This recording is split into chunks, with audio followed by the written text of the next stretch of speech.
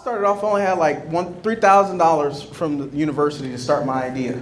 And we went and grew a company, my co-founders. And so what I want to show today is how you guys can take new products to market using the technologies and operations. And then Eric is going to provide some real good insights on, if you're a consumer brand, you're trying to sell people at large. We'll talk more about that. If Go I ahead, Eric. apologize. He said I was from Silicon Valley and I don't know how to work a mic. So apologize for that. But I too, from Chicago originally, a brown kid from the South Side, Brighton Park, and happened to go to college and then been in Silicon Valley for about 25 years. Was when he was talking about AI over there, well, we did a capital equipment for Applied Materials and helped fuel all of that stuff. So looking forward, Chris is amazing, and take it away. Oh, well, thanks, But who's got the clicker next?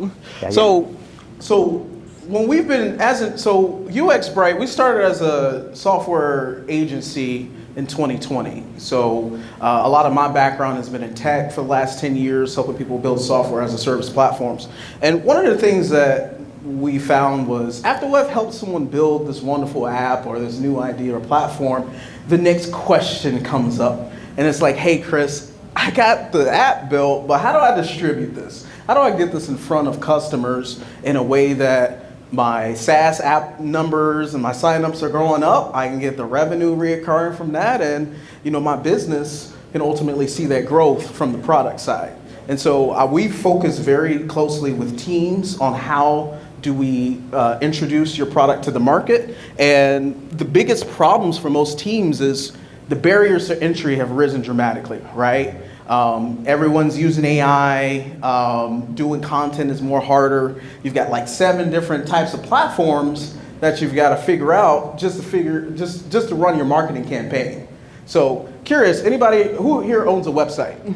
Anyone who own the website? Fantastic. Do you also make edits to your website as well, or do you have a marketing team? Okay, we got a few people who got a marketing team, but if you have a website, you know what this problem is, and the tech is only getting more complicated. So that's what we found is marketing and tech is hard, but it doesn't have to be, okay? Next slide, please. It's got the clicker. So I want to arm you guys with what is the tech industry and how do I get my brand discovered online today? It's very different than what you may expect when you were growing up. Sometimes you guys would be like, hey, I'd hire a developer, build a website, and that's all it. I ain't got to touch it no more. But that age is over. Information is now freely gained. Most people are searching AI to find solutions. They're not going on Google to find nonprofit services, operation consultants. So the way that you have to go about discoverability for your brand is changing dramatically. So it starts with outcomes over information. We already got information out here. There's all types of websites. But can you show somebody the outcome of, hey, we're going to help you figure out your finances, or hey, we're going to make sure that you can fundraise effectively. So tying it to outcomes is super important. The other thing is 60% of the web is on mobile. If your website, the people who raise their hand, if your website isn't mobile optimized, I'm here to tell you, most folks are going on traffic through the mobile side. So if you said, oh, I'll get to the mobile side later, that's a bad strategy. The other thing is SEO. As much as AI is here, SEO is still a fundamental piece. And if you're not familiar with SEO, that's search engine optimization. Bunch of fancy word to say, how do I get my business to show up on Google, right? There are a lot of different strategies you could use, and we'll talk a little bit more about that today. But the other things that you really just need to know is everything is data driven. So you can get metrics on everything. You can know exactly how things are performing, and let that inform your marketing. Not marketing that, oh, I feel it should be blue. We know some enterprises that spent couple months just figuring out, should this button be blue or should it be red? Yeah. It shouldn't take you that hard based on the data. Okay. Yeah, but on that note, I had a client, Mueller Company, all right? They make fire hydrants since 1857. and they had paid $1 million for a new logo. Next one. And it just had said same word, like Mueller Company. And so it's that type of stuff that, like, Yep. Yeah, I mean, spending too much money. spending too much money and not getting any results, right? That's the story for a lot of marketing teams. They hire some consultant at a Deloitte or any other big three you might name, and they spend all this money and not get results. But what I want to talk to you guys about today is about an operating system for how you run your marketing, because oftentimes it starts with the top level for how the founder, the CEO understands the product and the marketing, and how that translates down into what your marketing team is actually doing on a day-to-day, week-to-week, month-to-month basis. So when we think about go-to-market, it starts at the top, right? The CEO sets the vision, goals, and what is the buy-in, right? Like, is this product the core? Is this going to revolutionize? How many of you guys have seen Sam Altman? You see he's going on every different tour possible, showcasing the product and telling all how great it is. Yep. That's at the start of the go-to-market process. And here's the thing. Your personal brand is synonymous with your business brand. So you think, oh, people would learn my consulting business Inc., but rather they actually buy from you, the person. So the more that you're visible, hence the Visibility to Revenue Summit, those revenue opportunities become more apparent. And then in the middle, you guys on the go-to-market, you figure out, what's my target market? What's the sales? What's the distribution? And how am I pricing this in comparison to other folks in the market? That's so important because other people are always evaluating solutions that you're trying to build, and you need to be able to answer, how does my business fit in with the larger market? And then the last one, your product marketing team needs to know what's going on. Again, it starts at the top. Most firms are doing random acts of marketing. They don't know exactly what's working. So it really starts with the top, and everybody's got to work together on that. Next slide, please. Eric, I'll let you roll on this one. Okay, so the thing about it is process. You always got to run with a process. And when you see this, it's simplified role, attracting customers. What is that outreach? What are you doing? What kind of campaigns are you doing to outreach to attract? And you got your marketing teams and so forth. But when you're looking at what you're selling, think of it from the customer perspective, like, what's in it for me? Why do I want to buy that? And then you get into turn interest into sales. The marketing folks really educate and help the sales team to go execute. And when you have a good marketing and sales team that are working together, it's very sweet. The other piece, though, is customer support. You got to be able to have customer support for your digital platform or the service that you're selling, and it needs to be good, and it needs to be responsive, and it needs to be client-centered focused, okay? Because you lose, it takes a lot, when you lose a customer, it takes a lot to gain a new customer versus keeping a customer. And then the last part is the strategy. This is where all the great minds come together, and this is where egos are set aside, and when you're working to be able to work for a common solution. And so by doing that, those areas, it comes together, and you're building a powerful leadership team with each of the individual areas. Go ahead. Yeah, next slide. And I want you guys to think about this for a second. Your website is your 24/7 sales engine. It never sleeps. It's always selling for you. It's always displaying content.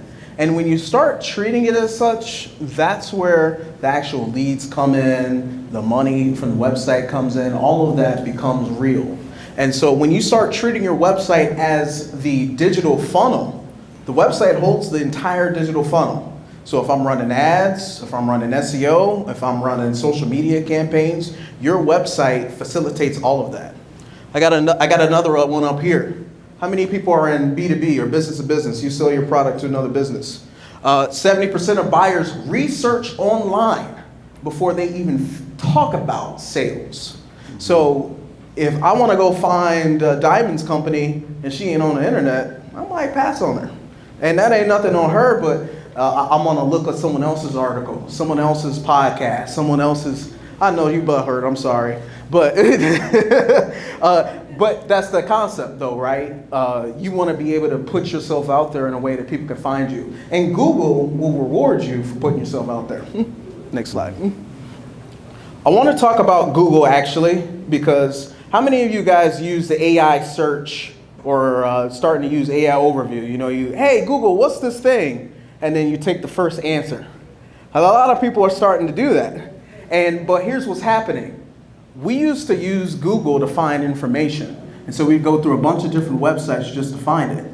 Now, people are just accepting the first answer. And the first answer is sometimes wrong, not nuanced, just some overhead. So here's the thing for businesses, content is non-negotiable. You have to start making content.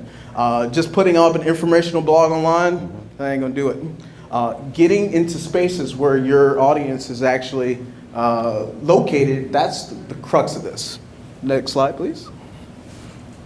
Just some quick things. So you're like, okay, Chris, thanks for giving me the gloom and doom on SEO, but how do I actually fight this stuff, right? And here's the main concept. So one of the things that we do is, as a go-to-market firm, we look at other businesses and their social medias, and we take a look at how people are interacting with their content. And so you can start to get an idea for how you can start creating content for your type of audience. If you're a nonprofit firm selling something, right?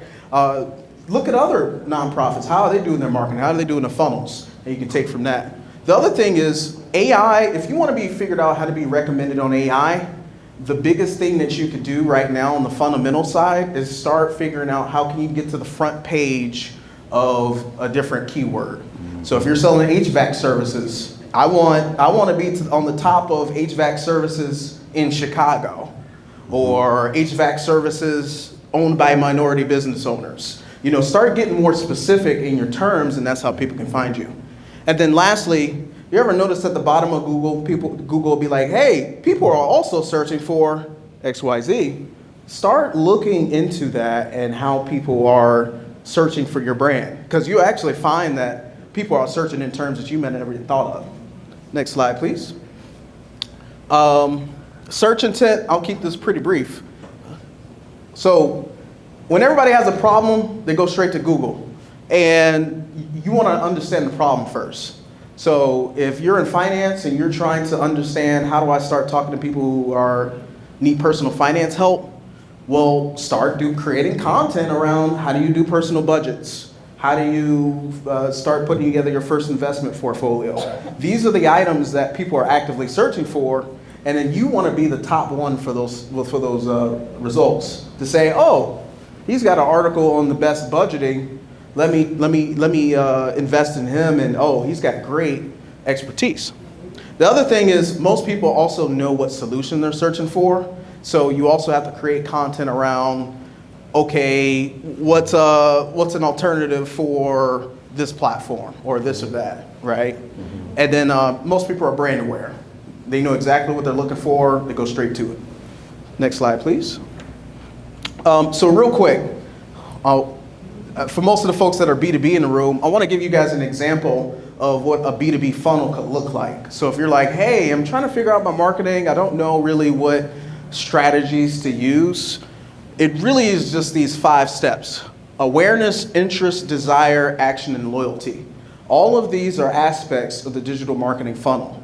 You can't just do one part of the funnel and expect the rest of the sales to come through. You have to have activities in each one of these funnels. So just like we were talking about earlier, awareness is top of the funnel. So that's your ads, blogs, SEO. Interests, okay, I learned out you're Joe Schmo the plumber, but why should I be interested? Right? What about Joe Schmo the plumber that's more important than the next guy? Mm-hmm. So that's where you have to create content around interests. And then desires. If you're selling in our space, software as a service, demos, free trials, promotions, free resources, putting value first is the #1 way for people to trust your brand online. Mm-hmm. So yeah, it seems like you're giving away free value at first, but understand that's part of the marketing, cost of doing marketing. And then loyalty, the last one I'll end on. Action, sign up, whatever, purchase, appointment, whatever that is for you online. And then loyalty. Like Eric said earlier, it's much harder to get new customers than just keep the ones you have. So if you focus on building loyalty and relationship building, you could upsell, then they'll be your best customers. Next slide, please.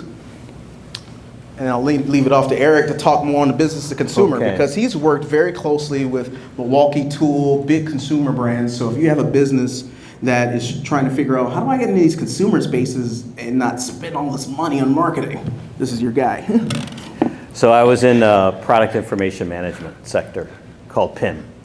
And some of my clients were like Milwaukee Tool, Lincoln Electric, Carhartt, Estee Lauder, cosmetics, the full gambit. The thing about it is what they all struggle and what they need to resolve is, how do I get my information out there? So for example, New Balance, they want to be able to have that real in-house experience by having it online. So they're going to leverage that video engagement. They're going to also, with what you can do with AI, you can make some more stuff interaction and interactive and stuff. And so between that, article blogs are going to go establish your credibility. Do you know what you're talking about? Do you know what you do?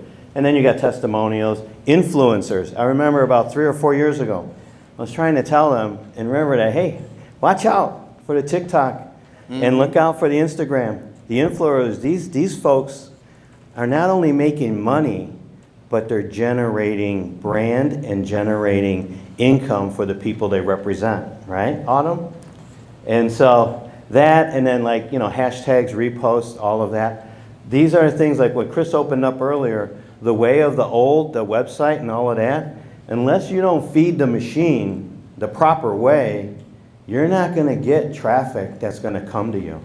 And so these are all the different elements that And I'll just say, with direct to consumer, the number one growing method is what we call user generated content, or UGC. How do you get the network effect of someone who used your product to then make a 30-second or 40-second reel to say, I love using this product so much, and so should you. And so there's a whole platform. You can go hire an influencer, pay like $100 to $250. There's different prices for the type of influencer you want.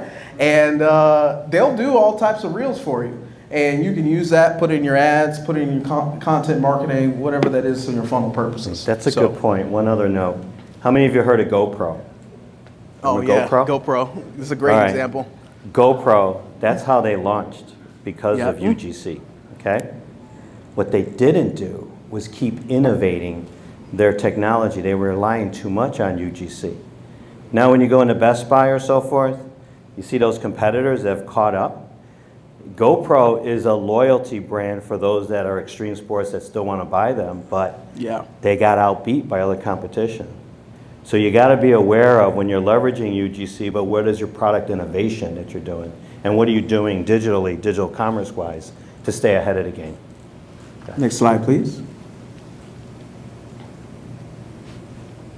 Oh, Jalen? Oh, yeah.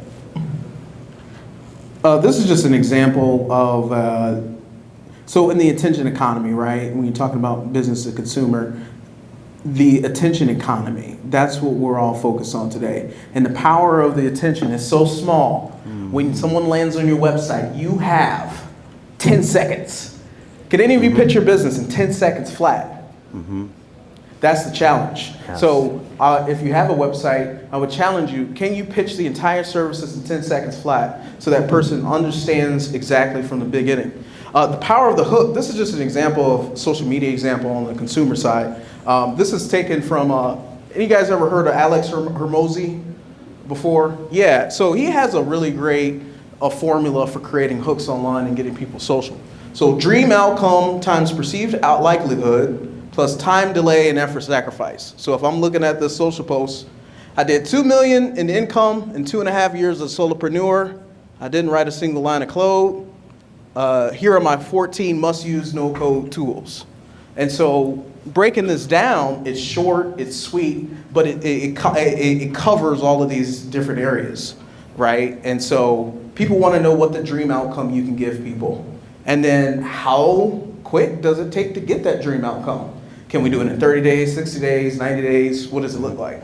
And then, what's the effort and sacrifice? If I told you, do all your numbers in 5 seconds and you don't have to lift a finger, That sounds great, right? But same concept. How do you morph your services or brand into what's that powerful hook that you can get folks into? Next slide, please. So I've been working on websites for about 10 plus years. And just to give you guys, I started off building websites when I was 16 years old. I started off with Photoshop. I started working with little business owners around Chicago, and I didn't know anything at the time. I wanted to get some experience. I said, how's I do your website? I'll do this and that. What I've learned over these 10 years is there's a formula to converting leads online. So if you're running ads, you're trying to figure out, okay, people are coming onto my website, but they're not buying. What's up with that? 5 pillars that you need to go back and check to make sure you're doing. One is that compelling hook. Like I just talked about, you got 10 seconds, maybe 15 if I'm generous. Second, 2, escalate value with trust builders. How many people go on a website and the first thing you see is like Google reviews, 5 stars. What people try to do is establish credibility quickly, not, just show your numbers, right, immediately.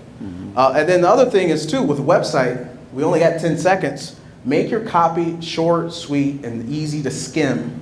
And you're like, skim? Why would I want people to skim? Well, that's what most people are doing. I'm on the road, maybe I come across your ad.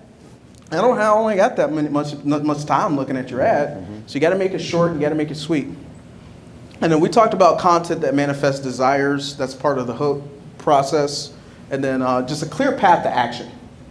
So think about why people come onto your website. Now you might say, oh, book a meeting, but think about it a little bit deeper. What's the next step? What's the step before I even book a meeting? Give me your information, right? So there's different steps of commitment that you want to put throughout your website that show those clear paths to action. Next slide, please. All right, here's where the real fun is. If you're running a website or business brand campaign right now, how do I know that things are converting? What's the real dollars, the cheddar? Well, we spent thousands of dollars on ads. We spent all this money on the website. Yeah. Why am I not getting the money? Why am I not getting ads? And all these marketing systems are making me crazy. Next slide. So what we've built here at UX Bright, with my 10 years of plus of experience, we've built a tracker tool that you install onto your website, and it records the user as it's viewing your website. And you can use this to get AI data on why and where are they going on your website, and if they're going to purchase. So if you had so it's a digital equivalent of 100 people walked into your store, but 50 of them didn't buy. You probably want to know, right? Want to know why, right? We've built the digital solution equivalent to that. How do you figure out what's effective in my marketing so that I could take that, use it for new teams? And we do this at scale. So this works for any website, any web app, and you can figure out how are people buying and what can our team do to improve it. This is the biggest problem. Most people build websites and they think, oh, first iteration is good. But then look at the data. Right. What are people actually visiting on the website? And I use this tool for myself, and I realized, okay, I got a consulting service. Everyone was beelining to my portfolio, and I couldn't understand it. I was like, oh, my portfolio is crap. And then I ended up redoing my portfolio, and that ended up getting more leads. So all of this feeds into the why and what you could do better. Next slide. And, part of what our platform is, we can connect with about 50 plus different marketing apps or tools. So we know most marketing teams the average team is spending about 20 tools. On the enterprise level, right. I saw it's about 120 tools in their marketing stack. It's pretty crazy. Can you imagine the subscription costs on 120 tools? I know I couldn't. But, the idea is, how do you connect all those fragmented systems together? And then how does all those informations tell you what we can do next? Next slide. And so just some quick capabilities just to give you an idea of what we can do. We can connect with all your different marketing apps, and you get one dashboard for all of your conversions, marketing, and ROI. So you can understand, okay, are my ads driving traffic? Is my SEO driving traffic? What is it that's really driving the needle with my audience? And then we've built an AI-powered marketing engine behind all of the user data that we get. So we can tell you why 100 people went on your website and why they left. That's the core reason why we built this, is because people don't know what they don't know. And yeah, go ahead. And the other thing is, not only why did they leave, but recommendations of why not to leave the next time. Correct. So that's another key element that the marketing folks just eat that up. Yep. And every marketing team has the same problem. Go-to-market orchestration is the most difficult thing right now. And don't be a solo founder trying to do all this marketing yourself. Oh my goodness. And if you're non-technical or you're non-marketer, all of this seems like chaos. So our firm is dedicated on making sense of the chaos for your teams. Next slide, please. So just to wrap us up, if you're interested in learning more about the platform, how you can use it for your marketing, or if you just want to try out the tracker, add it to your website, see how people are interacting with your brand online, scan the QR code. We're offering a 60-day free trial. We want people to really just get into the hands of it, try it out, try the business app. It works with web apps. Still working on mobile apps, so if you have a mobile app, we're not quite there yet, but all web apps, websites, brand websites, this is perfect to add on. And so you can you can explore the platform, and then if you need any of the actual product marketing services, our team does that as well too. So, helping you with ads, SEO, content, all of that. So please connect with me or Eric. And then I got another good guy around here, Ben. Ben, right somewhere in there. Yeah, there he over is. There. Connect with him, and we'll give you a free audit consultation. What do you got going on in your marketing? How can you improve your conversions, and what does it take to get you to the next level, start making money online? So next slide, please. I think that's, well, this is the last, that's pretty much the last but I appreciate everyone. This is full circle. I went to school at Illinois State University, and so my background was in manufacturing engineering. And what building are we in? M-Hub. Yes. Who knows what the M in M-Hub stands for? Manufacturing, hey, 10 points. Way to go. Right? And when I built my very first SaaS business, there wasn't any manufacturing, there wasn't any hard tech, there wasn't any community development centers. We had 1871. That was probably about it, pre-COVID. And so it's just really incredible to see this environment that 1871's created, M-Hub has created, and and we're full circle. We're doing an event here, so we thank every one of y'all coming out. And this last slide, if you're curious about AI tools, I'll let Eric run that one. Well, I just want to, and I'm going to give you a live example. See our cameraman over here, Xavier? I met him when I met Augustine. There was a Tesla event, networking, down on the south side almost 2 years ago. and then with Q, invited me to this other event on legal stuff, and then I met Xavier. Xavier does websites. When I was doing my startup, AOE Moments, I wasn't ready. I couldn't afford him for the website. And then when I was, Xavier was like, Eric, I'd like to help you, but I got a guy, and it's Chris. Now, I deal with digital twin for manufacturing ops, sales, and service. When we met, boom, he was already talking digital twin. He knew my language. And then on top of that, I had a conference to go to in October. We had 4 weeks to stand up a website, 3 pages. And we just nailed it. I mean, we turned it on the day I was leaving the hotel to go to the conference. But that's the power of networking and relationships and trust and being able to, work with each other. So this is a great area. This M-Hub is like off the charts, and stuff. So we appreciate Jalen. Oh, I forgot how I met him is because I was at a stand-up comedy event that was over here. And that was when I got to know about M-Hub. So it's an excellent place. Is there anything else after that? I think that's it, right? Okay, that'll be our. Yep. So we appreciate it. We got one more presentation for you folks to wrap up our evening, and then some final networking. But thank you so much for coming out. Yeah. Thank Thank you for.